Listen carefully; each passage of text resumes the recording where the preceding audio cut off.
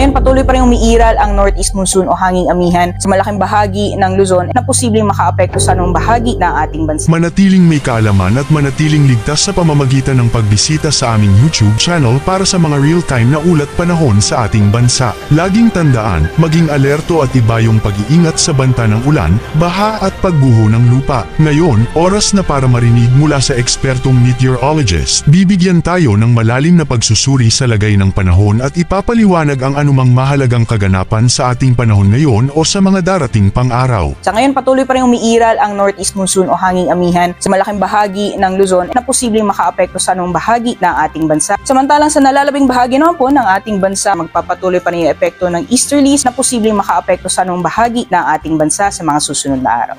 Sa magiging lagay naman po ng panahon sa mga piling syudad sa Visayas, Mindanao, pati na rin sa Palawan, kung makikita po natin, makaranas po tayo ng maulan na panahon or may mga kalat-kalat, mga pag-ulan, pagkidlat at pagkulog. Dulot naman yan ng epekto ng easterlies na nagagaling sa dagat Pasipiko. So dapo po tayo sa magiging lagay ng panahon dito sa Luzon. Pagdating naman po sa Quezon and Bicol region area, dulot po ng epekto ng shear line, posible po makaranas tayo ng maulan na panahon ngayong araw. So asahan pa rin po natin yung mga kalat-kalat, mga pag-ulan, pagkidlat at pagkulog. Dulot po yan ng epekto ng shear line. Dahil sa patuloy na epekto ng northeast monsoon, may mga tsansa rin pag-ulan dito sa Luzon. Ngayon, malalaman naman natin ang lagay ng panahon sa mga susunod o darating pang araw. Bago mo ipagpatuloy, huwag kalimutang mag-subscribe at pindutin ang notification bell para lagi kang updated sa ulat panahon sa ating bansa. Huwag mo ring kalimutang ibahagi ang video na ito para makatulong o malaman ng iba pang kababayan natin ang lagay ng panahon sa ating bansa. Sa 3-day weather outlook naman po sa Visayas area for the next 3 days, posible pa rin po magpaulan yung shear line sa may silangang bahagi ng Visayas. So dyan po sa Tacloban City, makakaranas po tayo ng mga pag-ulan. Sa 3-day weather outlook naman po sa miling syudad dito sa Luzon area, kung makikita po natin for Metro Manila, Baguio City at Legazpi City. Ngunit dahil pa rin po sa patuloy na epekto ng shear line, asahan pa rin po natin magpapatuloy yung maulan na panahon hanggang Legazpi City. Quezon area and Bicol region, possible pa rin po makakaranas pa rin po tayo ng mga kalat-kalat, mga pagulan.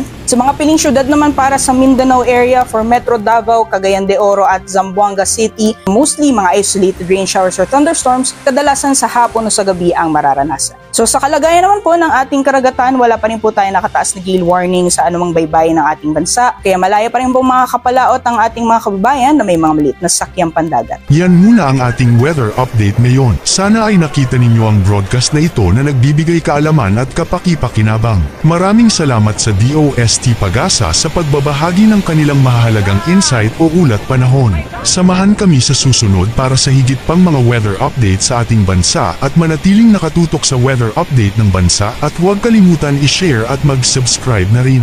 Mabuhay ang Pilipinas!